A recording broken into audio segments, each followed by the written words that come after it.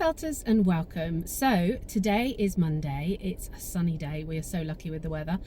We are travelling up to Scotland to go to, and I'm really excited about this. I've been looking forward to it for ages. Moy Mackay is doing a 2D workshop tomorrow and I am on it. So Moy Mackay, her work is absolutely stunning. She does lots of exhibitions, lots of commissions. She's got an amazing business. Her colours, the vibrancy, all the pieces she does are evocative of the area that she lives in. So we're travelling up today. It's about 4 hours because I'm in the Peak District and it's just below Edinburgh.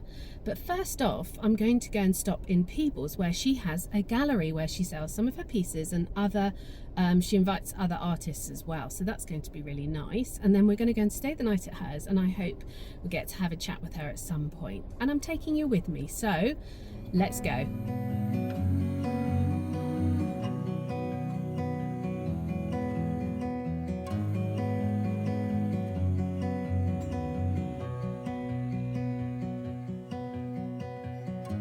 Into your eyes, I see we're out of time.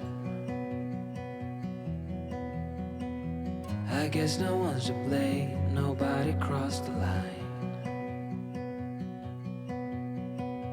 I guess we couldn't see, somehow we couldn't feel. Maybe we rose too fast, maybe we got too high. So I've pulled up in the little village of Peebles. We're just going to go and have a walk around and see if I can go in the Moy Mackay gallery, which is open.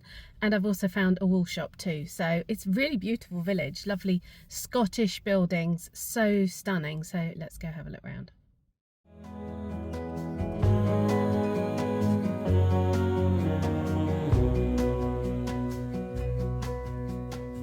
Will be no hard goodbyes, thank God we're civilized. Be on our separate ways as we fade into grey. But I still miss the way you used to feel. Maybe we rose too fast, maybe we got too high. Yeah, I do remember tears and the laughter. How could we fall so fast and let us go? It's time to surrender now that it's ended.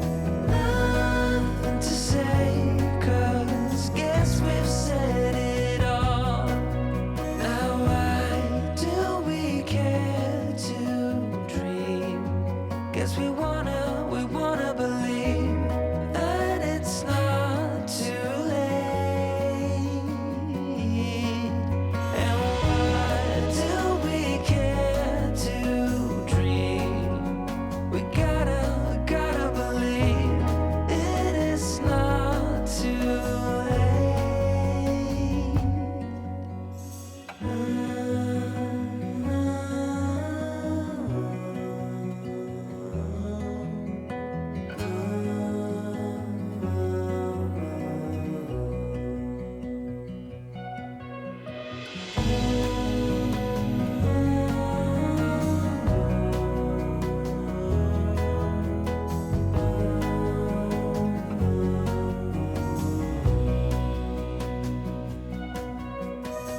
I look into your eyes, I see we're out of time. Did what we could, my friend, but now we're at the end.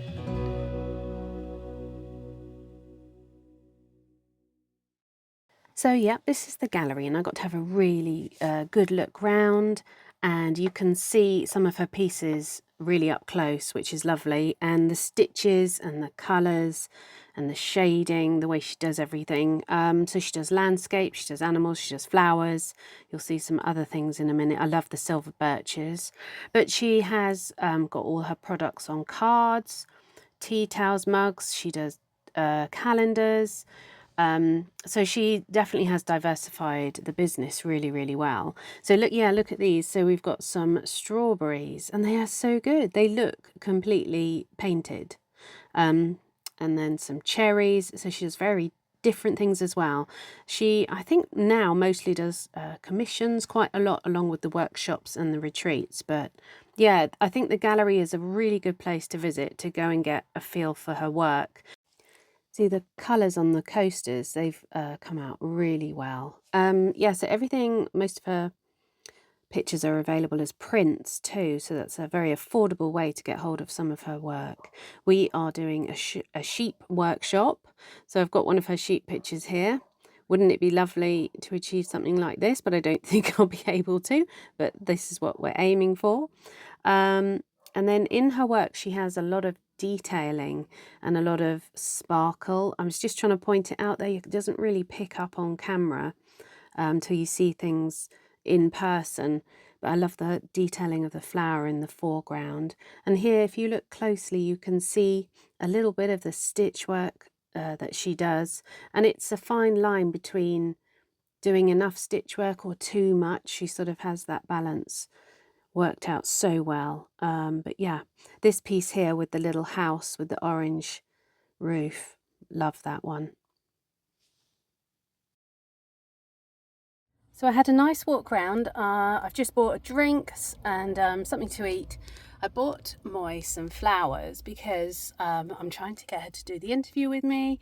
So I really hope she does. But I think they're beautiful. They're in the colours of her paintings. And then I went into the gallery, as you saw, and I've bought this book because it's a hardback. It's lovely. It's also signed by Moy, so that's really good.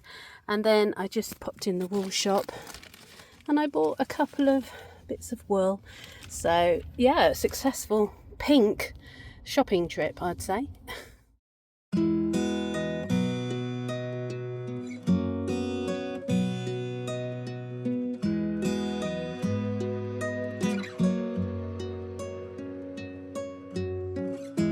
Wasn't I meant to lie in your arms here for a while? I'm alive and I take you in. I've been falling, calling. So this is the beautiful lounge area that you're allowed to use and sit in. We do the interview in here actually, which is really nice. There's a brand new sauna. That's her old studio right at the back there, or a mosaic workshop. It's one of her. She's got 4 dogs.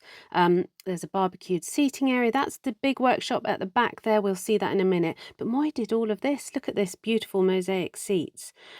This is in her kitchen. So she's everywhere you look around the house. There's something to look at. This is 2 of her 4 dogs, and I just sat with them and had a great time.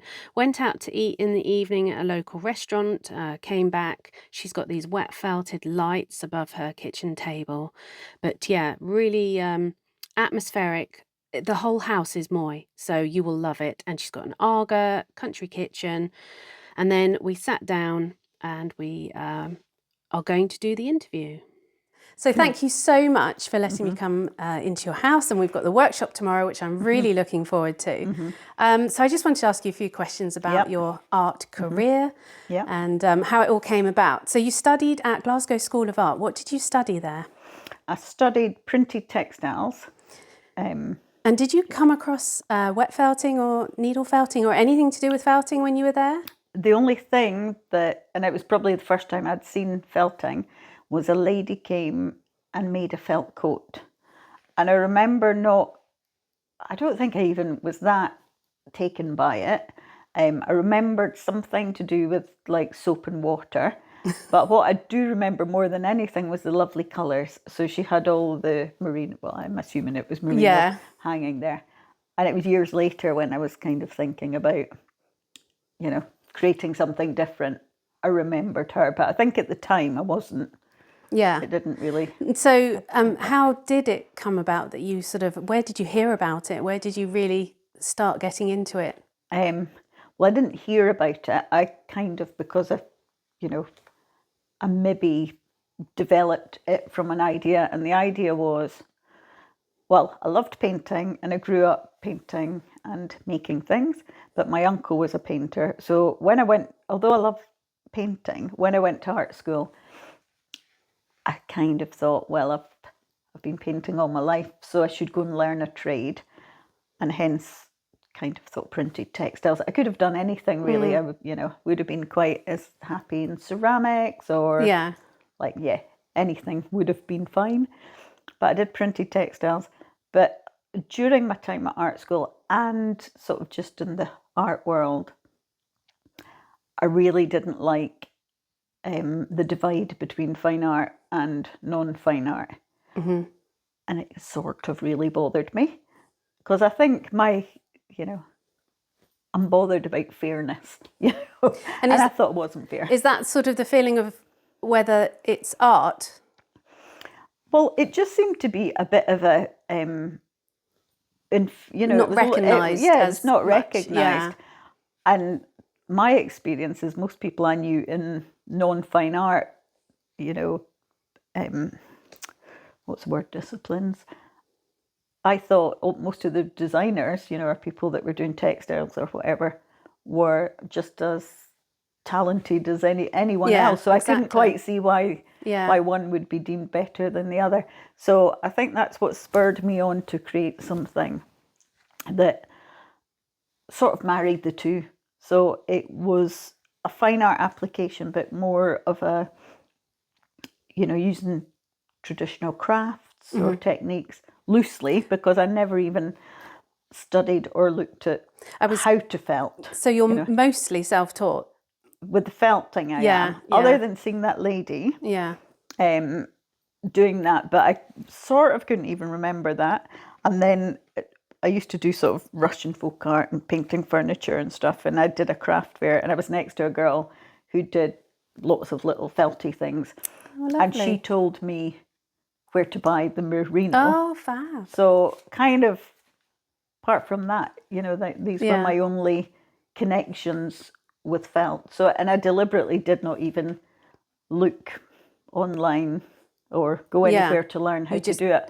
All I went with what you wanted to do. Yeah. Well, I just wanted to paint, but with a non-paint medium and with something more vibrant because I love colour, more texture. Oh. So I developed it. So there was nobody really doing it like that. Of course, felt making, that's been around a long time, but there weren't, to my knowledge, anyone else that was doing it more like paintings, and that's what I wanted to try with and wool, get. as it says on your books. Yes.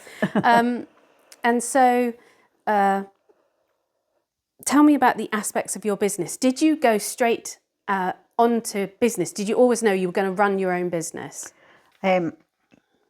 Probably. Maybe not deliberately, but I've always been self-employed, since I left art school, but I've always kind of worked, so even when I was quite young, I might be making earrings or sewing hats. My friend had some shops in Edinburgh, and whilst I was at art school, I'd be making whatever was popular, and selling them in their shops. So you were selling straight away. So I was kind of doing business, and I think my family are quite driven and business minded in lots of ways. So maybe I was around that.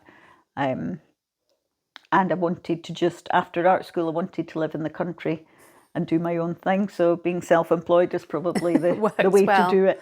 So the different areas of your business, just to explain it to somebody at the moment. So you do originals, you've got commissions, workshops, retreats, which I'd say are different to a workshop that's for a day.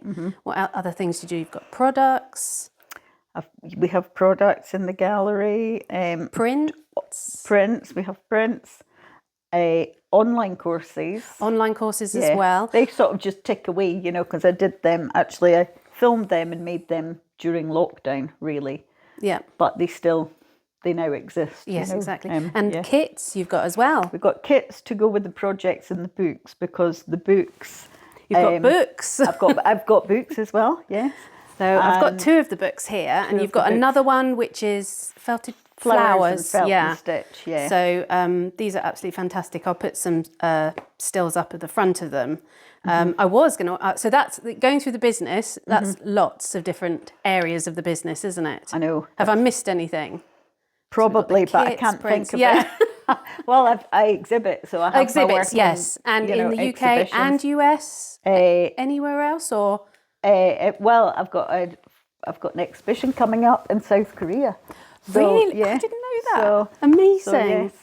So fantastic. Wherever, yeah. So I was going to ask you about the books and how did you enjoy sort of doing the books, writing them? Is it nice that you can reach a different audience with the books? Yeah, well, the books, so you're commissioned to do the books, and they say, be prepared because your work will get out there. Well, especially if it's a good book and it sells well. Yeah. And thankfully they have. You've sold at least 60,000, or is Yes, it more? 63,000, 63,000, yes. so amazing numbers. Yeah, so lots of books in various languages. So I think that what that does is it gets you out there. And because of the books, people know about your work that might not have known about it. And then I got invited to teach around the world. Gosh. And that's kind of thanks to the books. Really? So they're that's really happened. Strong for you then? Yeah. Okay. Yeah, because they're good publishers and they have, And the process of doing the books? That was quite, it was fun, but it's quite hard work. Yeah. It's a lot of work to do a book. Yeah. Yeah, so you have to. But you're glad once they're done? Yeah, it's good. And it's nice to share, something that you've developed and created because it's such a lovely medium to work in. The one downside with doing books or teaching, I guess, is you're sharing all your secret techniques. And so whilst I was the only person doing it, I'm not now. And you've spent years creating those techniques? Years, actually, because I don't want to say how long I've done it, but yeah, a long time now. Yeah. So I wanted to ask about colour because the vibrancy in your pieces is part of it. Yeah. And they are absolutely stunning. Was colour and colour combination something that came naturally to you, or was it something you learnt? I think it came natural because I just love colour. Yeah. And passionate about it. And I don't really remember, maybe my uncle, when he was sort of teaching me to paint, might have taught me something, but all I remember is just always just been quite excited about colour and loving it, and it feels good. It comes through in your pieces. They're absolutely stunning. I was going to ask, so with such a lot going on in the business, with so many different avenues, have you sussed the work-life balance yet? Well, strange that you should say that. I had quite a long time ago. I realised that, I'm working too hard. This isn't good. So I think there's been like twice over the years that I've really stood back and tried to, like I've got people working in the gallery, so I hardly work there. Yes, just to mention, you have a gallery in Peebles, which is about 15 minutes from here. Yeah. And we'll be showing some of the footage at the beginning, and I popped there and it's beautiful. Yeah. And it's bigger than you think. I know, because it looks on. small, but it's 3 different rooms, so it is quite. And quite to big. see the pieces is just, stunning. Yeah. So you've got the gallery as well. So I've got the gallery, and that was never deliberate. It was somebody I knew, a photographer, who had done one of the photos in the books, and he said, "I'm going to give up my studio. You should have it." And this was about 13 years ago, and I said, "I don't want a gallery." And then I saw him about a year later, and he said, "Right, I'm giving it up now, and you really should have it." Don't know why he wanted me to have it, other than he had put nice floor and had spotlight, so you maybe just thought it would be perfect. Yeah. And then somebody else said you should do it, and before I knew it, you had the gallery. Yeah. Well, it's perfect. It's lovely. So I wanted to say work-life balance. So you've been thinking about that. Yeah. Well, yeah. Recently, I've been thinking about that a lot because there suddenly seems to be too much going on. And somebody interviewed me last week, and the last question that I wasn't expecting him to ask was, "So what next? What are you doing next year?" And from nowhere, because I thought, hey, wasn't prepared for that one, I found myself saying, "I think I'm going to take a year out." And I hadn't actually considered it, but maybe I'd never asked myself, or nobody had asked me about that. And so since just last week when he said that. That's what I'm going to do. So you've said it out loud and you're I've doing said it. it out loud. Yeah, I'm committed, and I think well, I know that I won't be doing, nothing at all, because Yeah, you things won't always do come nothing, up. yeah. But I think I'm not going to do retreats, and I'm not going to do workshops for 2026. I I'm mean, happy to be here then. Yes, because actually the one tomorrow is the last official one, workshop. Fantastic. And then I've got some retreats. I've got a busy year this year, but after the last retreat in September, I think that will be it till 2027. You deserve it.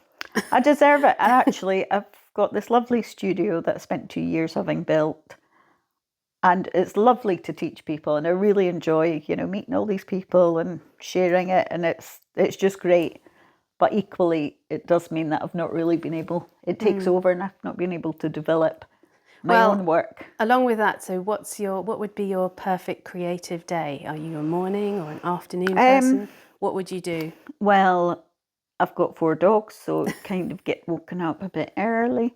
And the sun, goes in the studio really early. Depends what time of year it is, I guess. But I would be in the studio all day. I love audiobooks. So Really? as long as I've got a good audiobook, You're absolutely fine. and if it's one that I want to hear till the end, I can be there into the early hours. Yeah. But pretty much, just having time. All day, that would be it. Well, maybe, if I have more time, then maybe I don't have to be there all day. I tend to put in long days because, you're kind of cramming it in because there's other things Around to do. it, yeah. And I don't want to have so much other things to do. And also, I've created this lovely space. And I thought, it maybe sounds a bit morbid, but the other day I thought, see if I dropped dead now, I'd be really hacked off that I've worked hadn't so been in hard. there more. Yeah, I've not actually had time What to it's enjoy there what for. I've been creating for so long.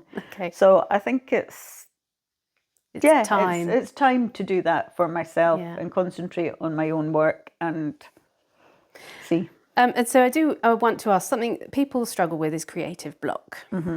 Have you struggled with it in the past, and any sort of tips on overcoming it? Yeah. No, I don't think I've ever struggled with it. And maybe it would be quite nice to struggle with it. I've got so many ideas. And where you live here, you're inspired by the countryside Yeah. and everything around you, I suppose. Yeah, and that's maybe why I don't, because like in the Tweed Valley or Scotland, well, I find beauty anywhere. Yeah. But no, I've got Plenty I've got so much inspiration and so many ideas that I think I'd probably live to 300 to fit them all in. So yeah, I've never had a block there. I was going to say, any tips for overcoming it? Well, to maybe get a sketchbook and just go out and kind of start looking. Because what I think is, in people that I've taught, not everyone really observes. If I teach people like skies, for instance, one of my online courses looks at skies quite a lot. And lots of people say, that was amazing, because I realised that I never really look up, or I don't pay attention to these things. And that probably due to my uncle again, from an early age, sort of teaching me to observe things. But so and the that's actual colours. thing. Yeah. Not what you think is the colours.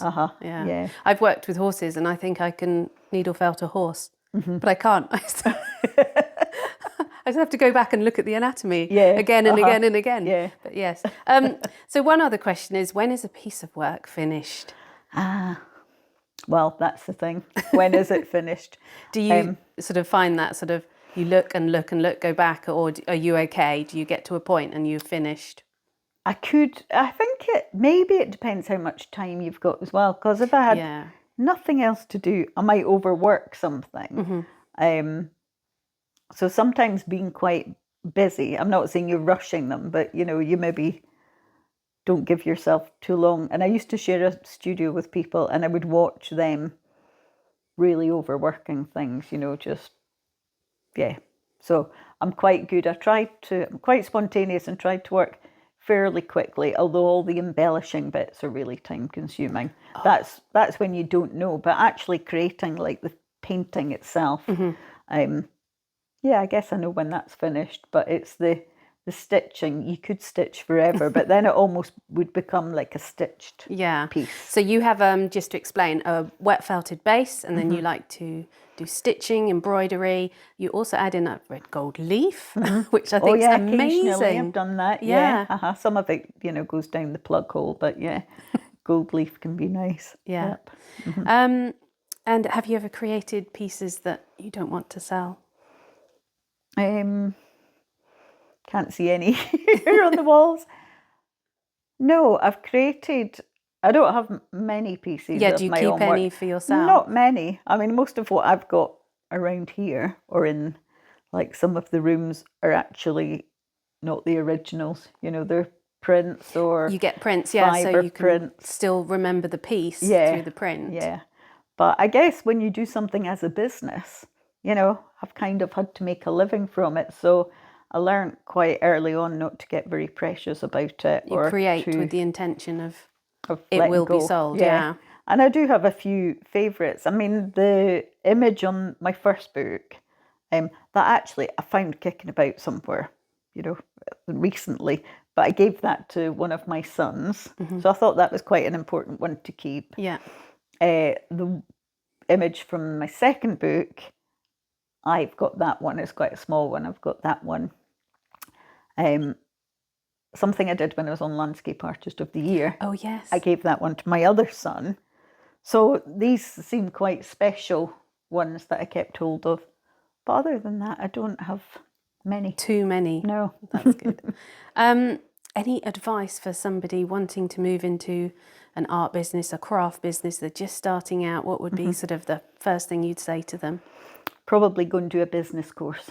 Really? Yeah, because I think the problem with art schools is they maybe need to equip people better in the business side of it, because sadly it's not just you can be the best artist in the world, but if you've not got a business head, Yeah.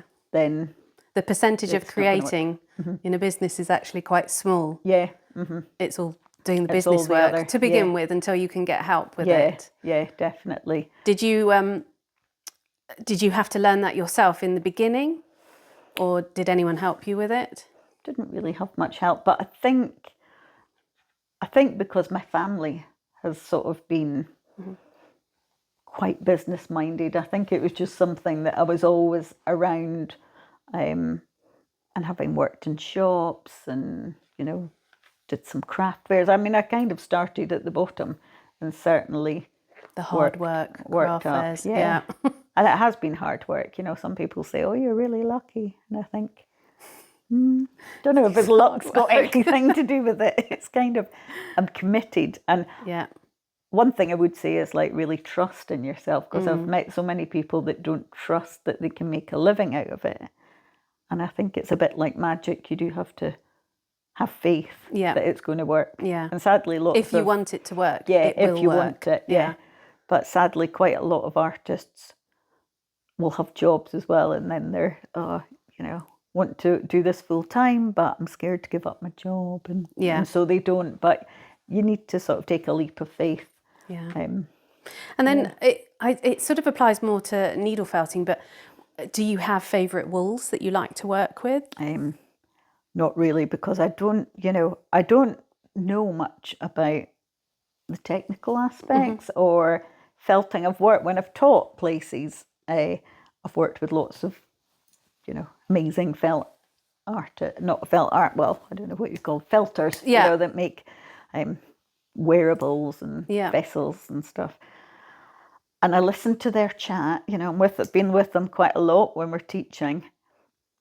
And it doesn't really, I feel that I'm not part of that. Whereas if I was in a group of art, a room full of artists, that would, I'd be a lot more interested in that. Yeah. So the technical sides of it, I'm not up on it. And then I have to refer to my own books often when somebody asks me a technical question about, or the fibres and whatever. And would you say you use merino wools a lot of the time? Yeah, because that's what Is available. is available. Yeah, I in know it colours. works. I mean, again, when I've worked like around the world, people have different things Yeah. and they'll give you them, or they'll be available and I'll buy them. I've got lots of other things and I'll add things, but it's definitely merino. Yeah. Is the main thing that I use.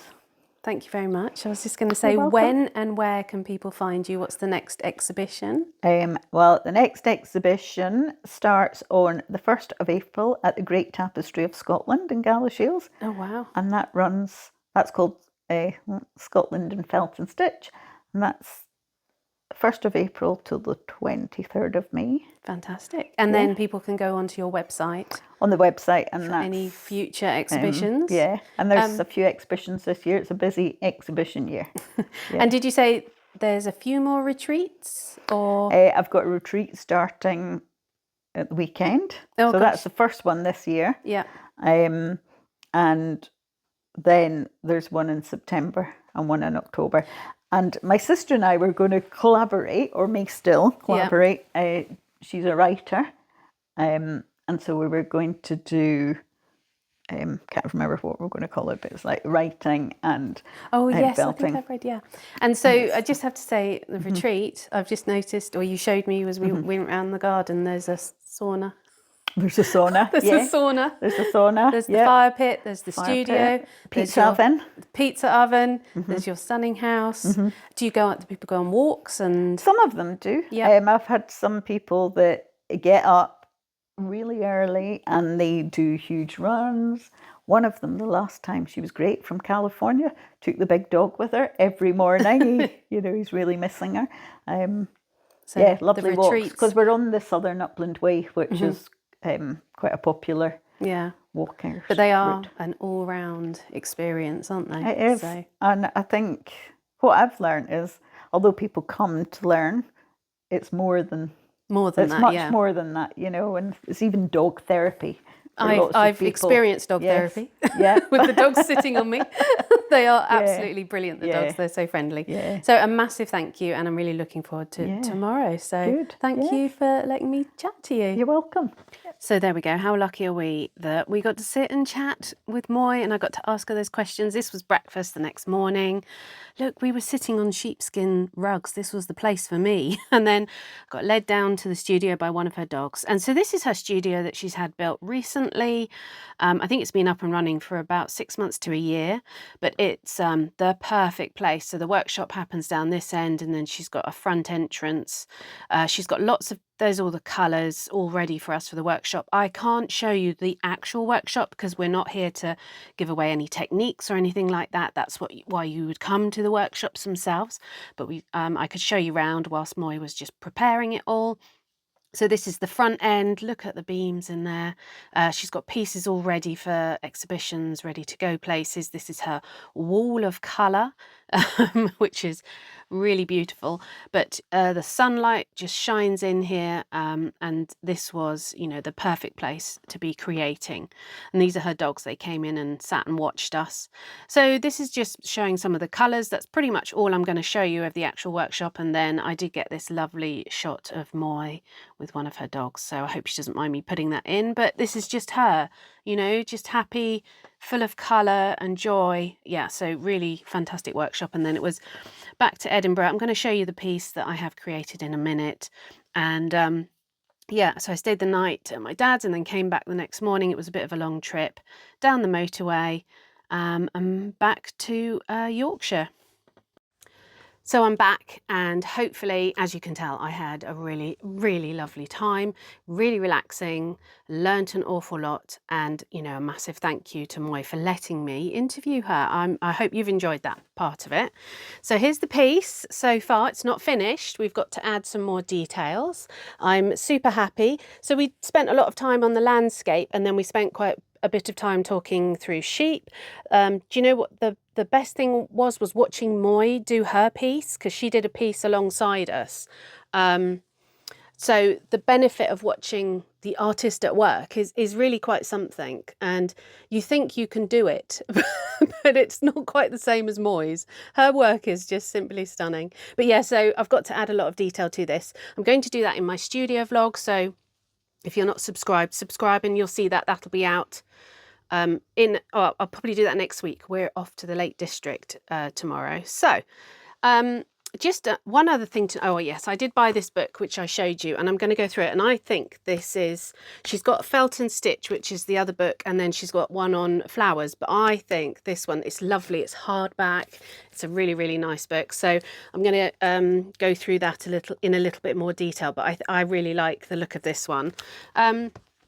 The other thing I did purchase, because when you're wet felting, you normally use your hands to sort of felt everything together. But Moy has designed these things called the Mule, M-O-O-L. So it's a felting tool. And she has completely designed this and makes these herself. She's not sourced them out because she wants to make sure that they're right and done properly. This was so good. It's on her website. If you do a lot of 2D felting, this really helps your hands and speeds up the process. I'm not affiliated with her or anything like that, but I wasn't walking away without one of these. They're heavy. They're just really good at speeding things up. So, you know, that was my experience. So I hope you've enjoyed the fact that the interview was in the middle. I didn't quite know where to put it, so I put it all in chronological order. But you can find her at her website, which I'll link in the description below. So if you're interested in going on a workshop, or I think she's only got a couple more retreats you're going to have to get in this year, because as you may have heard her say, she's probably taking a year off next year. So do go and have a look. But she's got lots of products on her website as well. So, and the books too, which you can learn an awful lot from her books. And she's got a YouTube channel, so she hasn't got lots on there, but it's, you know, there's nice clips of things that she's been doing and working on. So thanks for watching, and do subscribe if you'd like to see any more videos from me, and we'll see you again soon. Take care, everybody. Bye.